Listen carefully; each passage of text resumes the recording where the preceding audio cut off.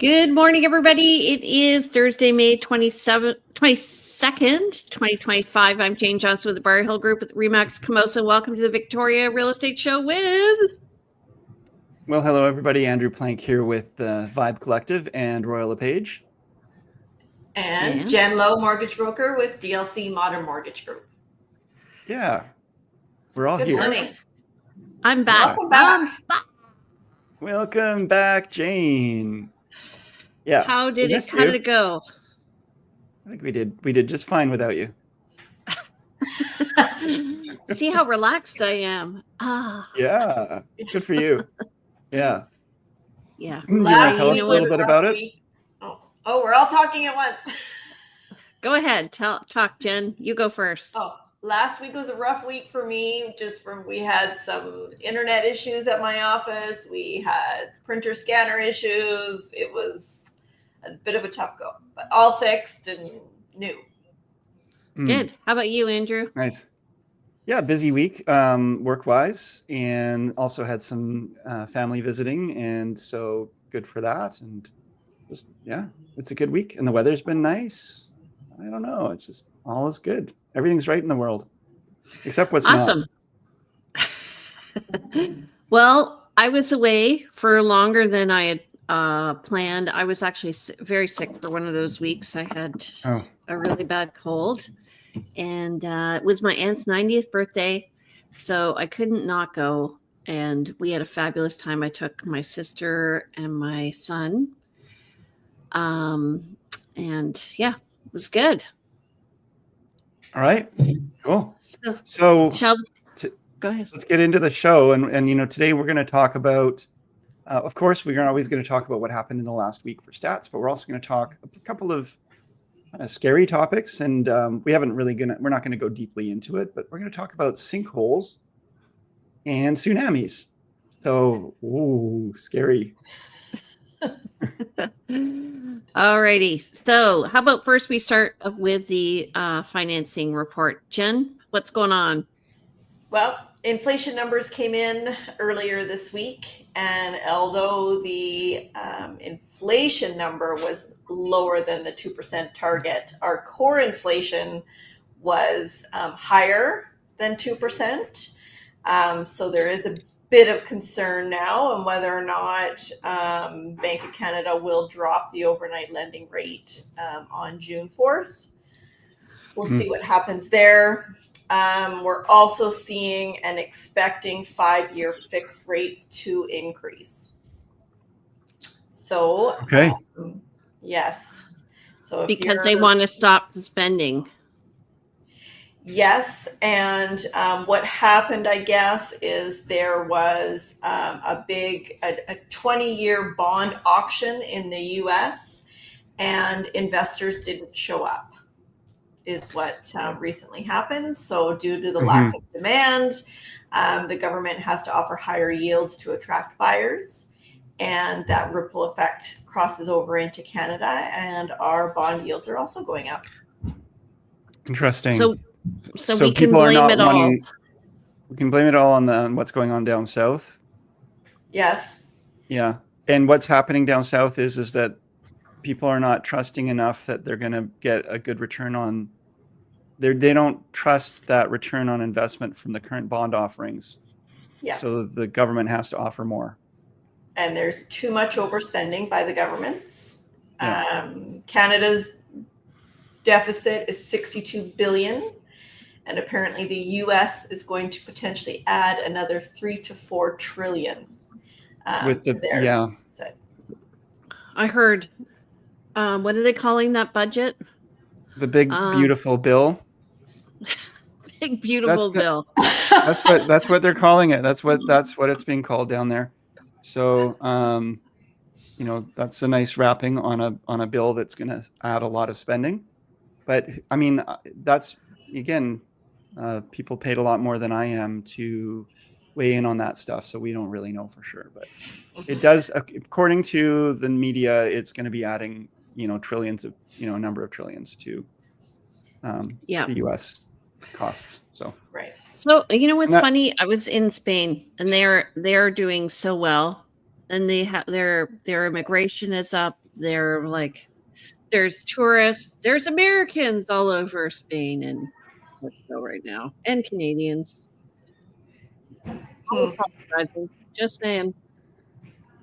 Yeah. We're there. Okay. Americans are definitely spreading the love.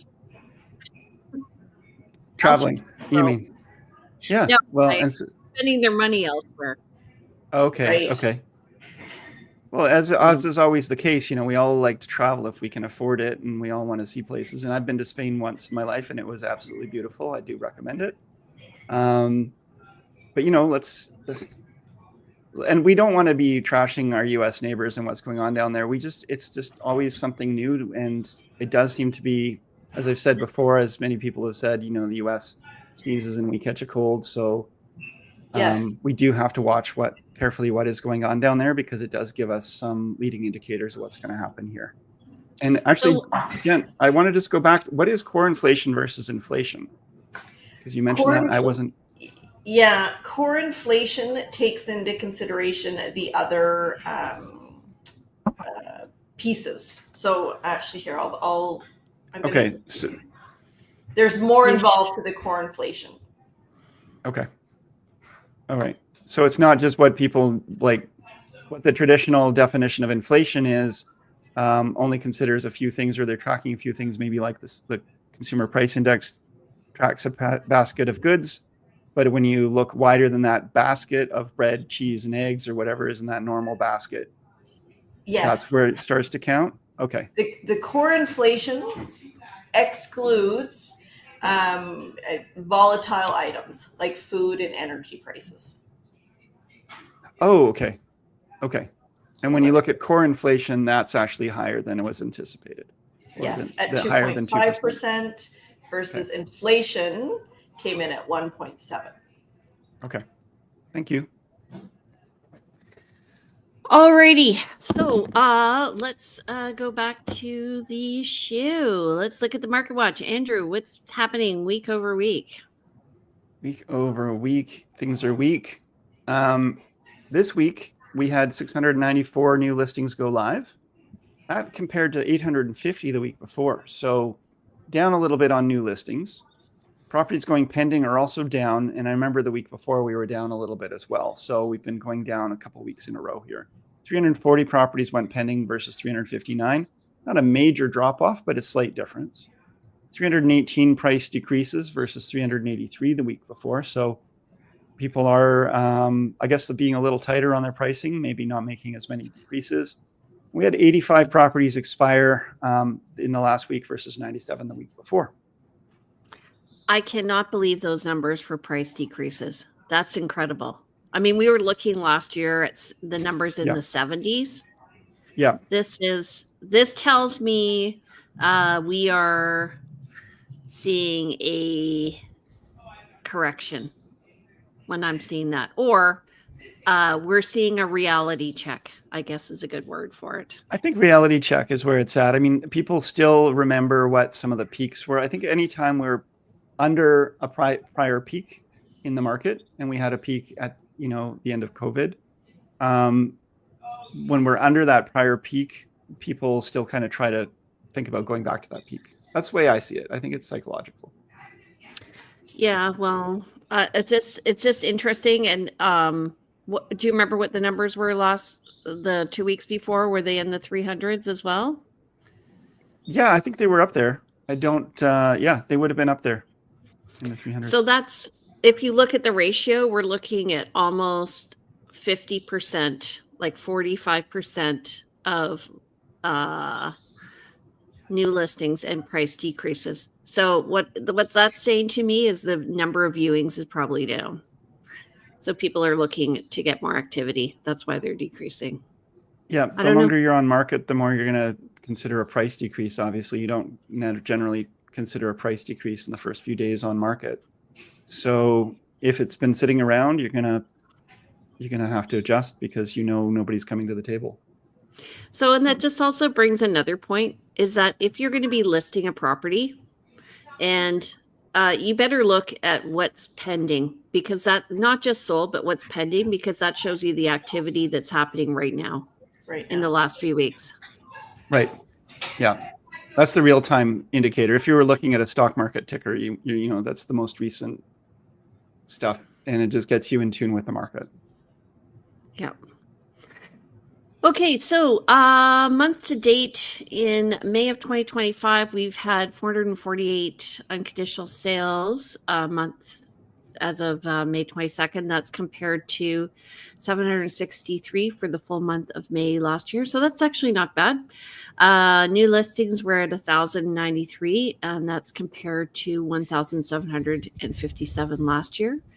Mhm. And total active listings were up at 3,579, and that's up from the full month last year of 3,338. So we're there's lots of choice. It's a buyer's market to me when I see that. We will see the stats next week, so we'll understand more, I guess, as well. Okay. Yep. All right, Andrew. So list to sell ratio. Now this is interesting because this counters what we were talking about in one sense, because we have a better list to sell ratio than we had the week before, which means that more properties are selling relative to those that are listing. We're almost at 50%. So we're at 48.99, so 49% list to sell ratio this month so far versus last month, which was at 42.24%. Awesome. Yeah. So we'll see. Mm-hmm. All right. If any of this interests you, please share it with your friends. Don't forget to ask questions, by the way, while we're going along, and share this with anybody who might be interested in buying or selling real estate. Okay, so just going back to our topic. Sorry about that. Right. Yeah, we missed the topic. Yeah. So shall I take this? Yeah. So we're talking today about a couple of things, and I think we could start with the original topic was going to be about sinkholes and property rights and what happens when something happens on your property, when a developer develops the property and it's no longer safe. What happens? What government regulations come in? Where does this go? And so what came across my desk the other day was this the Sinkholes. Sinkholes. Say that 10 times fast, please, both of you. I was just thinking that. Seashell sinkholes. Seashell sinkholes. Yeah, and I'd never heard of this before, but apparently a developer in Seychelles decided to develop in an area that had not been developed prior and make these beautiful water view homes on acreages.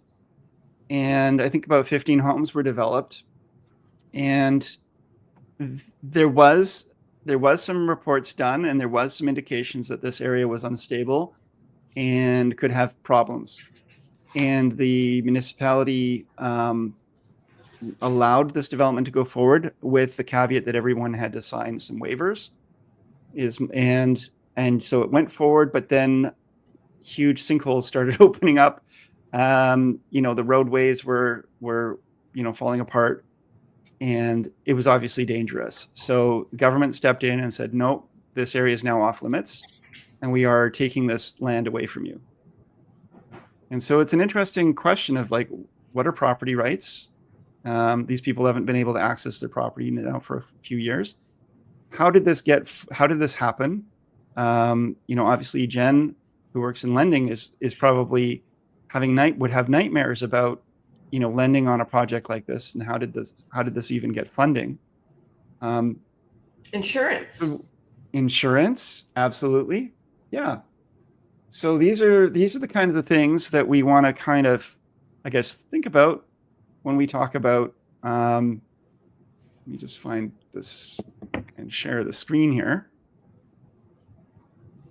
Yeah. So this was just an interesting event. And, if you look at the photo here, we've got a photo here of a chain link fence blocking off some really derelict looking homes on the Sunshine Coast. And, I've seen footage of, areas of the world where, these ghost towns and beautiful, like recently developed areas that are no longer accessible. But I didn't realize we had this in our backyard. I just wanted to highlight for people. there was a 3-year state of emergency on the property until earlier this month when they opened it up to allow the owners to go back to access the homes, but nobody is living there. I hear they're being vandalized too. Yes, they're being vandalized. I mean, obviously that's just, I mean, you've got a chain link fence and a bunch of empty homes. And I'm not sure if people's belongings were left behind as well. I don't think it was like you've got to leave immediately kind of emergency, but they were required to leave. So this is really a breadcrumb for folks. Just if you're curious about, I mean, Google, don't say it 10 times, but Google it. Sechelt, Sechelt. And check it out. Yes. I'm curious what the substrate is beneath these homes. Is it gravel? Is it rock? Because it has to do with an abundance and then a lack of water, right? So the substrate's changing, and then what happens is I guess you get caking, and then the water comes in, and then it loses its integrity and flows out. I think part of it had to do with the fact that they did come in and remove trees and change the topography above the land, which then caused different water runoff and different things as well. So, I guess I think my main point here is people trusted the system, and I'm not saying you shouldn't. There's a high degree that we have to always trust the system, but there were also warning signs, and I think there were warning signs, like there were waivers you had to sign. There were geological reports that people did review. And so this is maybe a parallel to the building in Langford that nobody can live in now because the engineers kind of messed up. And again, people trusted and relied on maybe one or two individuals or on a system, and it fell apart. And again, it fell apart twice because that one did, yeah, because they let people in, and then they realized that the person who had done the upgraded assessment didn't do that properly as well. Well, let's talk tsunamis, because that's really close to home. So really, hopefully not, actually. Yeah, hopefully not close to home. But yes, let's talk tsunamis, because there was a recent article also that came out that caught my eye. When you see the word mega tsunami and West Coast, we see and hear this for years, right? We've always been waiting for the big one. They talk about the big one. But this one talked about 1,000-foot waves. And that's scary. 1,000-foot waves. So we are right just west of a subduction zone. So we have two plates. We have the what's it called? There's a Cascadia zone. There's a Pacific plate going under, which is pushing up the Cascade Mountains, and so this is why you feel every once in a while there's a shimmy, I guess, in the earth. But when you have a quick move, that's when you have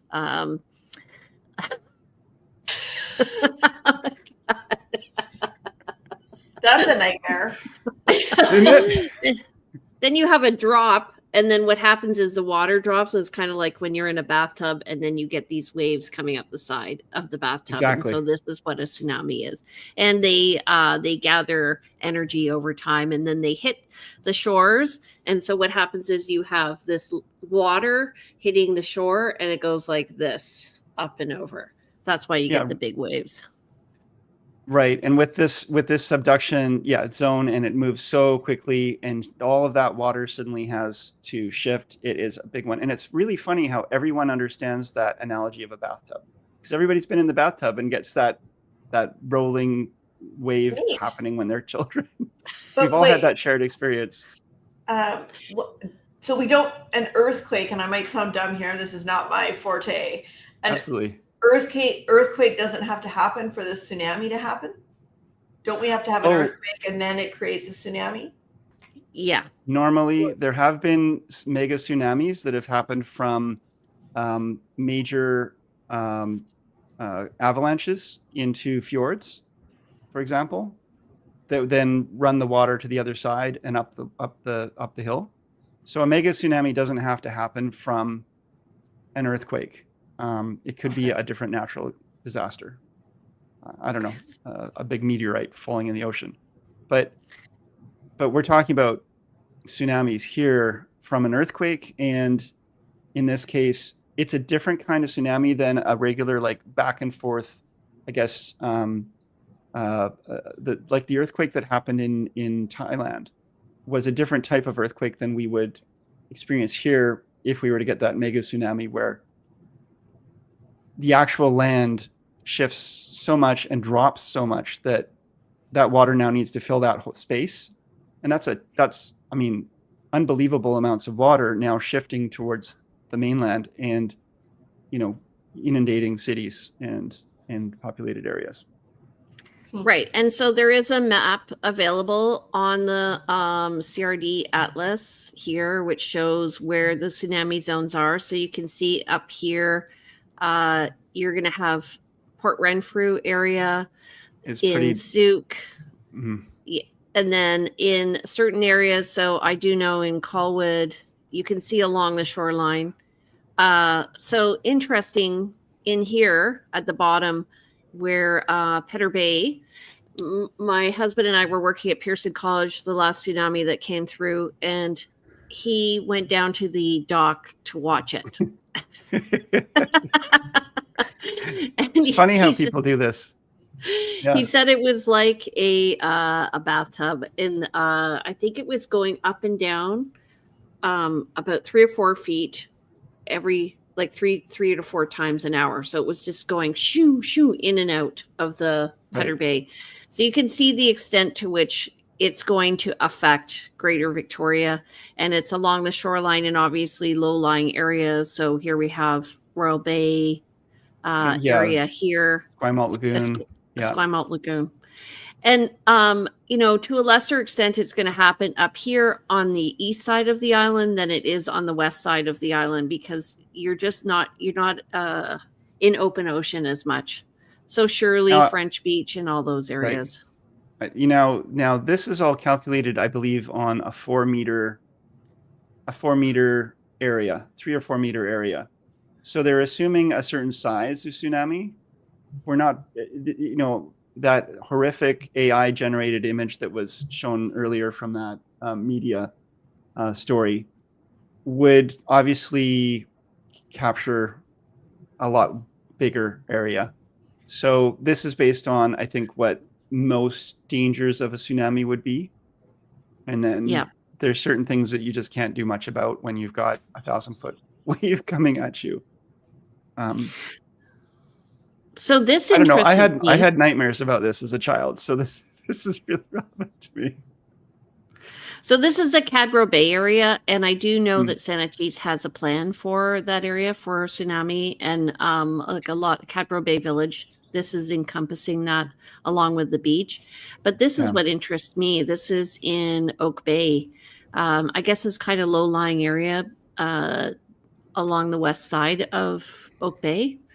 Mm-hmm. So these are going to be hit the most, and as you go up, you're just seeing it on basically on the shoreline, and then at the top of the East Saanich, where you have Island View Beach, which is a long beach. Makes sense, right?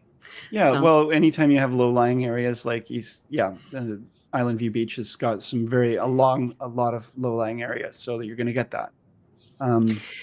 Now, if you're concerned about this stuff and you want to get early warning, hopefully, there are alert systems you can get onto. BC, I believe, has a general alert system, and Victoria has a Victoria alert system. You can just Google these as well. You can get onto various types of alerts and watch for that. Okay, so let me just see if I could find that, and I'll post it in here. Sounds good. It's called Vic-Alert. And I think I can probably post it myself here. Did you find it yet? I've got a little resource here on how to prepare. You can post that link if you want. Got it. Yeah, it's posted. Okay. So this is how to prepare. So so don't buy low bank waterfront. Or if you do, understand that it's temporary and have an exit plan. Yeah. Yeah. Oh, I mean, we don't okay. want to scare folks away from buying in beautiful BC and West Coast. But I mean, and I've joked and I've said this before, but you know, we're one earthquake away from a housing crash. And you know, there's the infrastructure damage that happens with an earthquake, and then there's obviously if there's a tsunami, that adds a whole other layer of water and other problems. But at the same time, anywhere you live is at risk of something. And, you know, this is the devil we know, and this is what we've lived under for many, many years. And it may or may not ever come to pass. So you can live in fear, or you can live you can continue to live. So you can watch our show or continue to live without knowledge of this. yeah. I will say that in Portugal, they talk about all these same things. They're in the same. They also are on a subduction zone, and they talk about tsunamis and all that stuff. And throughout the city, if you are buying, there are signs on the street that you are in a tsunami zone. So it's very prevalent. You can check that out if you're interested. And then, you know, ask your agent if you're curious, and they can provide these resources to you. Absolutely. I do find it interesting, this new word, a mega tsunami. Is this a new word, or is this something that's been around and we just have never had? You mean like an atmospheric river, right? Yes. Like there were things we'd never heard of until it. Yes. I mean, the term had been coined many years ago, but it became common knowledge or common use recently. Atmospheric river. Mega tsunami, I don't know. It catches people's eyes and it hits the news cycle, and out it goes. I mean, this isn't actually, I mean, this is hit at the news cycle and people are talking about it, and there's a recent scientific report talking about it. But we've been hearing about the chances of a mega earthquake hitting the West Coast for years. The question of what happens as a result is other. So the other thing is we're, you know, we talk about global warming, and that's changed to climate change, because there is climate change, and global warming is assuming one thing. Climate change is just, it's a broader term. So the question is, I guess, you know, what will garner the attention needed to make the change?